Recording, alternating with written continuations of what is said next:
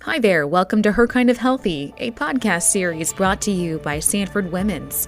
I'm your host, Courtney Collin with Sanford Health News. We are starting brand new conversations about age-old topics from fertility and postpartum depression to managing stress, healthy living, and so much more. Her Kind of Healthy is designed to bring you honest conversations about self-care, happiness, and your overall well-being with our Sanford Health experts. We're glad you're here. Our topic today is all about infertility, to raise awareness about the challenges many couples face when trying to grow their family. Now, I want to welcome Allie Harrison. She's a nurse practitioner in reproductive medicine at Sanford Health in Fargo. Allie, welcome to the conversation. Thank you. Thanks for having me. Now, the National Infertility Association recognizes National Infertility Awareness Week in late April. And I want to ask you this first. What is the recognition all about? Well, we know that infertility is definitely increasing. We're currently seeing that 1 in 8 couples have troubles with achieving a pregnancy, whether that's their first pregnancy, their second, recurrent pregnancy loss, or knowing where to go to get help if they have been trying to achieve a pregnancy and haven't been able to. And so I think what happens is people usually keep this information to themselves. It's kind of personal. They have people around them that want to support them, but maybe don't know what they're going through. And so this week is just here to recognize those people that are struggling to get pregnant and find ways that we can help them through that journey. Sure. Yeah, we're grateful for all that you do to help them. And speaking of, I do want to learn more about your role. So tell us what you do as a reproductive medicine nurse practitioner in Fargo. Yeah, so at our clinic here in Fargo, we have 5 providers currently. We have 3 reproductive endocrinologists and 2 nurse practitioners that have a little bit more training in women's health and reproductive medicine. And what we do is we kind of work as a team approach here. We bring patients in and we get a good health history on the patient and try to understand what they've been going through, what they've tried along their pregnancy journey. And so the initial workup of figuring out kind of where do we need to go with this is done by the doctors at the clinic. And then the nurse practitioners have that supportive role where we see the patients throughout that process as well for ultrasounds and visits and restart appointments and kind of getting them all set up for things like IVF if they need that route. What do you enjoy most about the work that you do? This area it's challenging. It's challenging for patients. It's challenging for providers because we're working really hard to help someone make a family. And so the most challenging part is that obviously heartbreak when you're not able to achieve a pregnancy. Yeah. But the best part about it is really supporting them along the way and then hopefully being with them as they navigate that first part of a healthy pregnancy. Mm-hmm. You mentioned 1 in 8 struggle with infertility. That's a lot. I mean, that's more than a lot of us might think, isn't it? It is a lot. And we usually say, women struggle with infertility, 1 in 8 women, but we really know that it's a two-sided deal. So we see a lot of female infertility, but we also see a lot of male infertility as well. Yeah. What might contribute to somebody having trouble getting pregnant? That's a great question. There's several things that can contribute to difficulties in getting pregnant. The first things are obviously structural things. So is there anything going on in the woman's uterus that could be preventing a pregnancy? Yeah. Or maybe being a contributing factor to repeat miscarriages. So the first thing we kind of look at is what's the uterus like? What are the ovaries like? What are the fallopian tubes like? Mm-hmm. Another thing that contributes to it could be the male portion of it. So really taking a good look at the semen analysis and looking at the sperm counts, the shape of the sperm, how fast they move. And then we know that sometimes there's some hormonal issues that, hormones within the body that maybe aren't lining up correctly. And so therefore people aren't getting regular menstrual cycles or aren't ovulating when they're supposed to. And so all of those can really contribute to difficulty with achieving a pregnancy. So let's talk about the care that Sanford Health provides. What does that patient journey look like? And maybe I should start with this question. Like if couples are trying to get pregnant, having a tough time, when and how should they start reaching out? Yeah, so some people will start by going to their primary care provider and just starting with that conversation saying, we've been trying to get pregnant now for quite some time, and we're just wondering, is there anything else that we can do to increase our chances? Yeah. And that's what we see a lot on the primary care provider side. So there is some initial workup that can be done with a primary care provider. However, we do see a lot of people that come right over to the reproductive medicine clinic. And so that's something that a lot of people don't know. For our clinic, you don't actually need a referral to be seen. So anybody can call our clinic and just ask to be set up for a new patient consult. Others will do some initial workup, maybe with their OBGYN provider or primary care provider, and then maybe they want to put a referral in, or maybe your insurance requires a referral. So if that's the case, they'll just put that referral in, and then we call them to get them set up for that first appointment. Sure. As a general guideline, females that are under the age of 35, we'd recommend that you try for pregnancy for about a year. And if after that first year you don't get pregnant, then that's time to reach out to someone and see if there's anything else that should be done to help with that. And then women that are over 35, the rule switches down to about 6 months of trying. And that's just because we know that women throughout their lifetime are going to their eggs are going to deplete. And so we know that if you're 35 or older, we don't really want you to wait that full year before reaching out if that's not what you want to do. Great information. Thank you. Talk about the fertility services that are offered at Sanford Health. Yeah. So when you come for that first appointment, it's going to be just a really good look at your overall health. Are there any health conditions that could be contributing to your fertility? Mm-hmm. We also look at some basic labs. So we want to make sure you're immune to certain things that could affect a pregnancy, such as chickenpox. Did you have chickenpox when you were younger? Do we need to give you a booster shot before you start trying? Are you immune to rubella? What are your thyroid levels like? What do your blood counts look like? And then looking at your overall ovarian function, so checking some hormones. Mm-hmm. That's kind of the background lab work that we do. Another thing that we like to look at is the uterus. So we would start by some initial workup by looking inside the uterus, maybe putting a little bit of water inside that uterine cavity and checking to see, is there anything inside the uterus that's causing some issues? We can also check your fallopian tubes. So that's the tube that lets the egg come down into the uterus. And so we want to make sure that there's nothing blocking those tubes. We also look at, again, the partner. So we look at, is there normal sperm counts? Is there no sperm? So that kind of helps guide us on what route we need to take for your treatment. Other services that we offer oral medications to help you ovulate. We do what's called IUI, so that's an insemination in the clinic where we actually put sperm into the uterus, and that helps increase the chances of pregnancy. We can do things like IVF. So we are actually one of the only clinics across a large area in the tri-state area that does IVF. So that's actually, making embryos outside of the body and putting them back into the uterus to carry that pregnancy.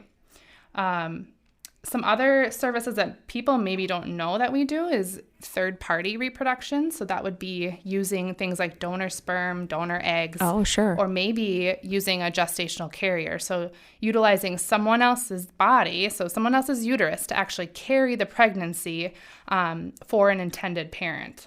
There are so many options, it sounds like, aren't there? There is. And we are currently working on some processes too with the oncology unit. So working on a smooth process for people that may have found out that they have cancer or need chemotherapy, and trying to find ways where we can get them over to our clinic quickly to preserve some eggs or sperm before starting those treatments, because we know that those treatments can affect fertility as well. When does IVF or in vitro fertilization come in as an option? It just seems to be one of the more common types of reproductive technology, if you will, that I hear about. Right. And so some people think that, I'm being sent over to the infertility clinic. That means I have to do IVF. And I know that that's expensive and I can't afford that, but that's not necessarily something that everybody needs to do. It could be just as basic as maybe you're not ovulating. And so we can give you a medication to help you ovulate. And maybe you have intercourse at home and you achieve a pregnancy. Other things, maybe you hadn't had your fallopian tubes looked at and we checked them and we figured out they're blocked, well, we don't want to give you medication to try on your own because we know that the eggs can't get to where they need to be. So those types of people maybe would go right to IVF. So there's definitely lots of different routes in an infertility journey. And IVF tends to be kind of that last route, but it's definitely something that we don't jump to if it's not needed. And I know a lot of these services can be costly. What financial assistance might be available for couples who might be going down one of these roads? Yeah, unfortunately, a lot of insurance providers don't give a lot of coverage for infertility, and these services are pretty expensive for many women and men. There are some bundles that we do through some outline companies that help kind of finance things so you don't have to pay so much up front. And so we have a financial counselor at our clinic as well that will look into insurance, see what we need to do, see if they apply or if they can do any of those like bundle packages that might help them afford these processes. Oh, wow. Well, that's convenient to have somebody in the clinic. Yes, she's one of the first people they see when they walk in because we know that's probably one of your initial questions when you come here is can I afford this? Is this something that we can do? How much is it going to cost me?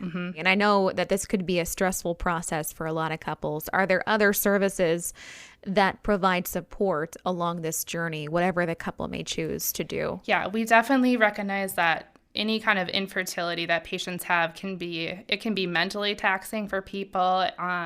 They go through a lot of physical changes throughout it. And then we know that emotions behind it. I mean, if you think about every month that someone tries to get pregnant and they don't, that's just like a monthly reminder that it's another month that it didn't work. And so we do see a lot of anxiety and depression with our patients. So we do have some psychologists that we work with through Sanford.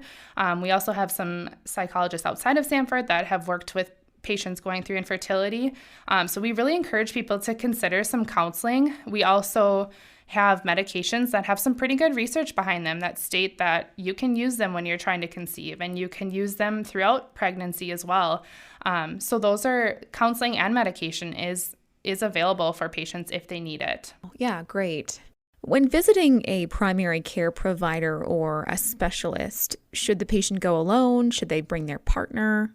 What do you recommend? With those initial longer appointments where we're really trying to, dive deep into the history and try to figure out what could be contributing to this, I think it's definitely helpful to have both partners there.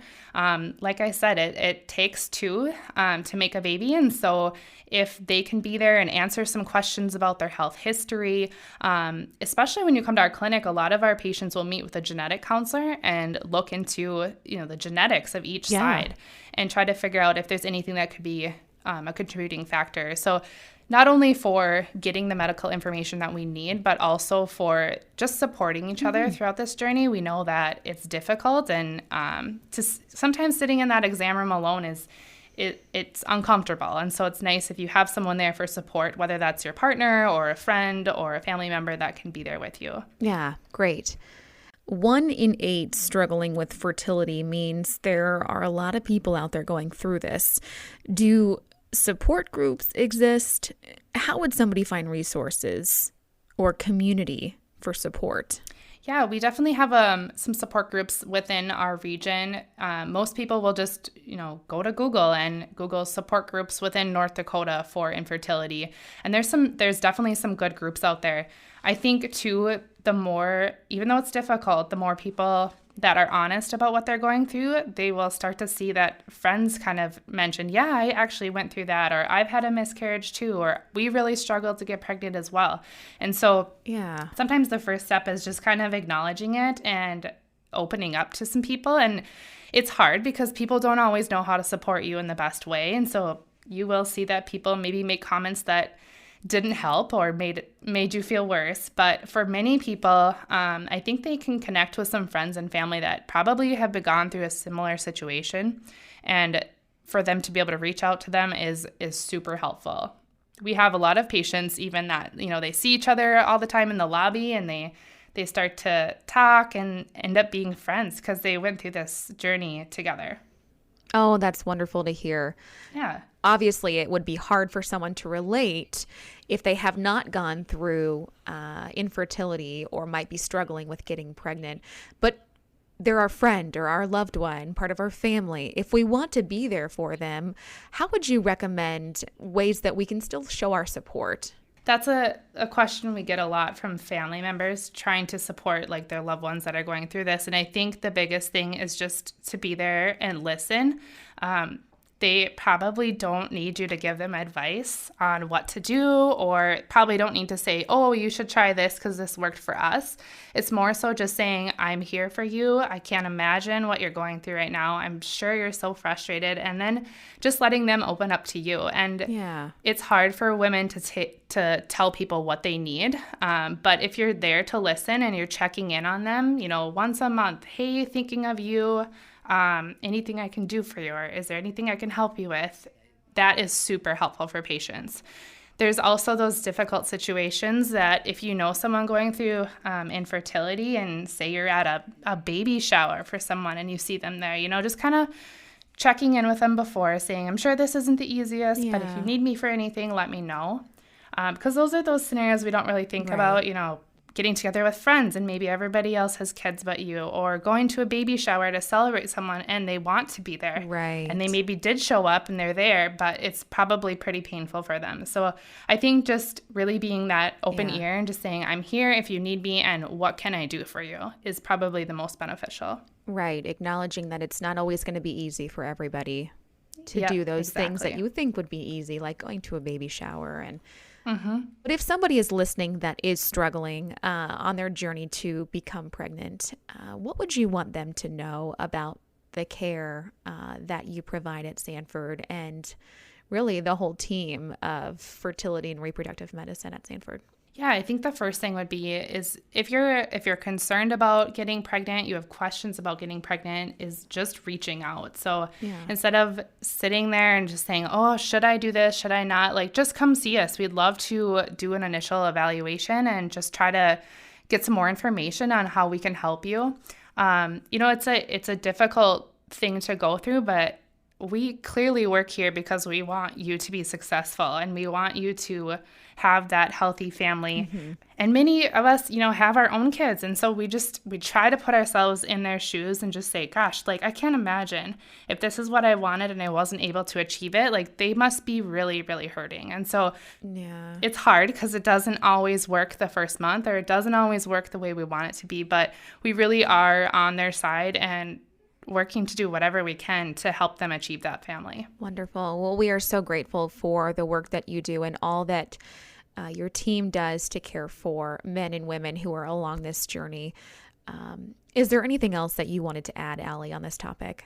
There's a lot of stuff to talk about when it comes to infertility, but it's kind of taking it step by step. And so if we can help in any way, please reach out to our clinic or call our clinic, send us a message, and we can try to get those questions answered. Wonderful. You have been such a great resource. Allie Harrison, nurse practitioner in reproductive medicine for Sanford Health up in Fargo. We really appreciate your expertise on this topic and all that you do for Sanford. Thank you so much for being a part of this.